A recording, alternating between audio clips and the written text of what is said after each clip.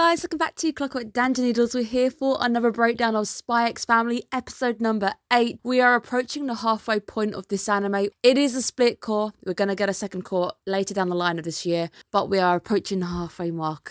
I am back from con. Hello. I hope you didn't miss me too much, but I'm here now. I apologise for all the delays, guys. I had a great time. I came second. It was great. Had some fun. Got to nerd out and really enjoy looking at costumes of all the animes. So many Spy X Family costumes. I was so happy to see some Lloyds. So hello and welcome to Clockwork Noodles. We are aiming to hit 1k by the end of the year so we can go and do some live streaming, do some cool events, do live streaming from cons as well. Lots of cool stuff I want to do, but we need to have a few noodles in the bowl. A few more people joining us before we can start going down that route. Can we achieve more people? If you're not subscribed, give that subscribe button a little bit of love. Today's episode, an episode which literally went to different extremes. Be confident, be proud, even if your answer is maybe wrong. That is what I really learnt from Anya, just boldly going where no child has gone before, shouting an answer out and getting it horrifically wrong. That would have been 100% me. I just love how she went with it. Really believe in the answer, even if it's not quite right. The bell chime that hits straight afterwards is perfectly timed. Really love it. And it's all like, that is absolutely wrong. Great moment. The nice little pleasant scene to ease me into what was about to come my way, and suddenly the rating starts to jump a little bit. The bigger picture is starting to update. We are getting crackdowns on the spies in the country. Everything's starting to go a little bit more tense in the country, so we're informed that our informant's been compromised. I don't think it's Frankie. I really hope it's not. They must have a few different informants. We do see actual extent to how far these secret services intelligent network goes, because a man at yours work ends up being arrested, and it just shows you the intense level that anybody could come under suspicion. We know that people are turning people in under the slightest suspicions, and with some of the tactics that we see this time as well, would not surprise me if innocent people are getting wrapped up and basically not able to get out of something. But it's scary. It reminds us of the community and the bigger picture that's actually going on. So we've been very distracted recently. We've been dealing with Anya and Damien and his crush on her and all this nice light-hearted stuff. But we are suddenly reminded that there's actually a bigger picture going on. There's actually a mission behind all of this. And there is a dark underbelly to everything that's going on. It includes torture, secret police, tactics which are very underhanded and nasty. I have mentioned before that Ostania, I think its name is, it's Germany. It's supposed to be Germany. So the town we're in is Berlin. Everything is a mock-up Europe. Whether it is that Second World War period, I'm not sure. But it would make sense because people are turning each other in and they were encouraged to tattle on your neighbours if you suspected anybody was against the regime, that kind of things. Giving us a little bit of a backstory and some history to what's actually going on, but just seeing the extent of the secret police. And I made the mistake of writing, Yuri is a softie and everyone thinks he's a puppy. I was very quickly rubbing that out, just going, yep, I'm going to pretend I never wrote that. And I was like, at least he's good. He's gotten evidence, unlike the other guy who's just simply jumping to torture. He held out. He was keeping the evidence. He could have spared the guy the torture. To be fair, the guy ended up being framed with treason, even though it's not as serious as it was. And the state's not really playing around here. It's treason nonetheless, even if the motive behind it isn't as nefarious as some other people would be. Yuri. I saw so many people getting excited online going, he's great. I love him. He's my favourite character. And I was like, he must be a great character. I can't wait to meet him. Yuri's terrifying. Yuri is absolutely terrifying, truly living up to your scary reputation as well, that cold switch where he can suddenly went all nice, happy, I love my sister, I want to get home really quick, to suddenly I'm gonna smash your face into the table, literally going all Joker on us, going, here's a pencil, smack, oh look, it's gone. It reminded me of that, and him stating that Twilight is on his radar. Twilight is the man he is looking for, his enemy. If anything, us, the audience, knowing he's hit very close to the mark because he's literally targeted a man at his wife's place of work. He is that close. And unknowingly, he is now the brother-in-law to Twilight, his biggest enemy. We are able to see what the state feels about Twilight. He is truly the enemy of the state, here to cause chaos, even though we are told by Twilight himself he's here to maintain peace. He's trying to keep peace. But we do see that darker side to Yuri unleashed fully. I really did regret writing all that stuff up ahead. I had started trying to scratch it out going, it's okay, he's not a puppy. I didn't mean it. I'll take it back. Please don't hurt me. And it's just terrifying knowing that he's literally about to stop by our little love nest. That love nest. Wow. Lloyd has literally gone to a very cringy Valentine store, bought every single bit of Valentine's tat he could even find and dumped it in the house.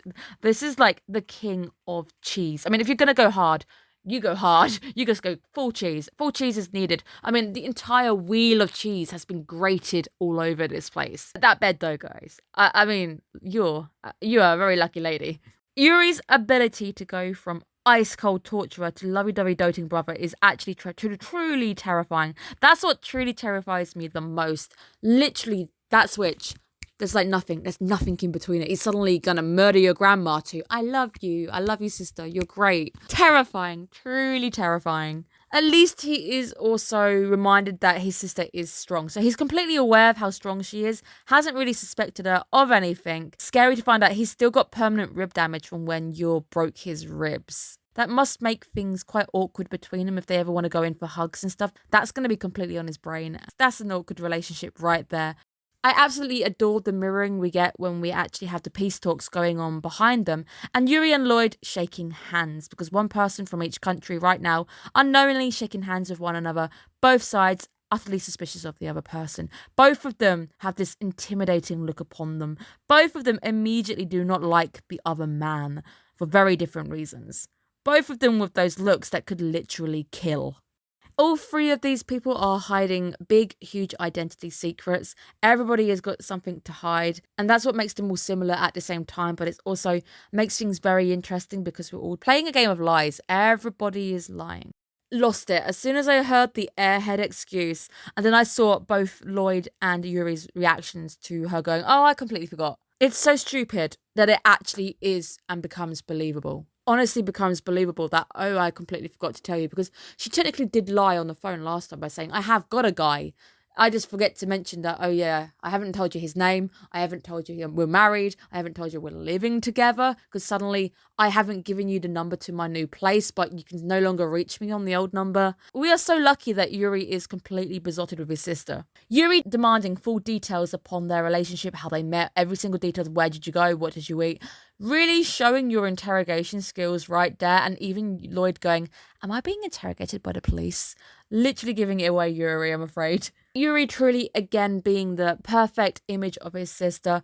Both of them literally taking alcohol to like ducks, and both not really being able to handle their alcohol.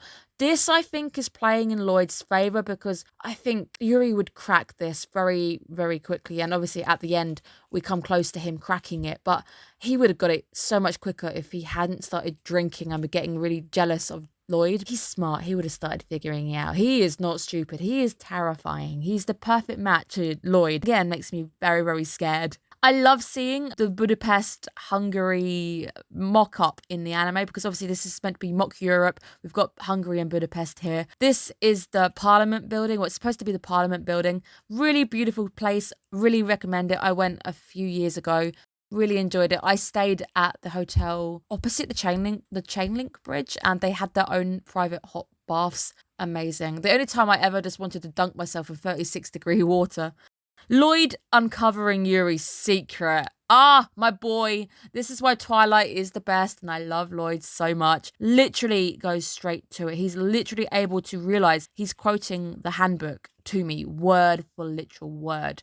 The secret police handbook. Scary that Lloyd actually knows it by heart. And it's also interesting to find out that it's actually out of date. There's been poor harvest, so the prices on that wine have gone up. I like that. So he's able to maybe even date how long ago he became a member. So he's able to work out that Yuri was scouted a year back, and he knows that if he's working for the ministry, that will everyone get scouted or talent scouted eventually for espionage if they go into that line of work as well. Very smart, Lloyd. I'm very impressed with you. I love Lloyd. You guys know me. Husbando for me all the way. At least Lloyd knows how dangerous Yuri is. At least he's got a bit of a hint that this is dangerous. Keep your friends close, but your enemies closer. Yuri is so dangerous, you can't afford to not know what he's doing. You need to be his friend. You need to be buddy with this man, because if you don't, this guy can make your life absolute hell. He can literally throw Lloyd in jail if he wanted to.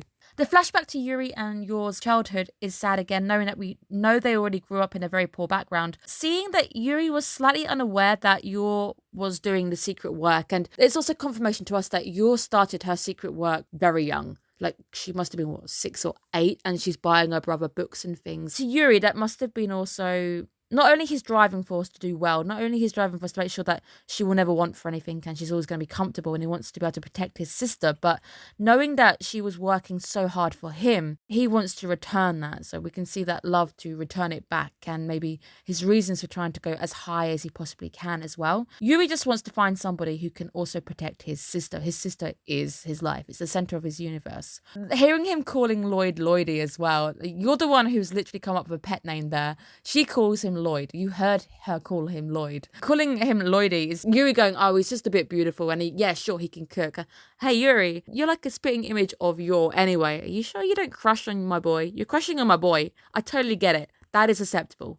But the moment when they were acting so coy towards each other and Yuri starting to see through the lies, I mean, you've been married a year and you're like reacting to accidentally touching fingers. They're just too conscious. They're way too conscious of each other.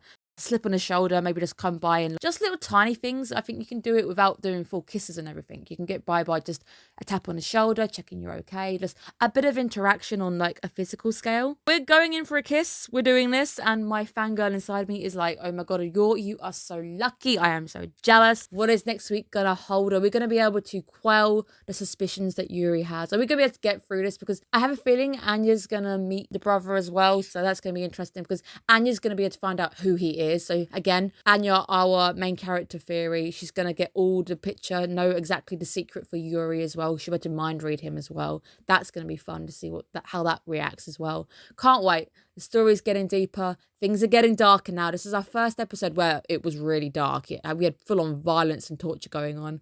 It was dark. The stakes are starting to raise. We've got literally enemy under the roof. Really can't wait to see where this anime goes. Definitely living up to my expectations every single week.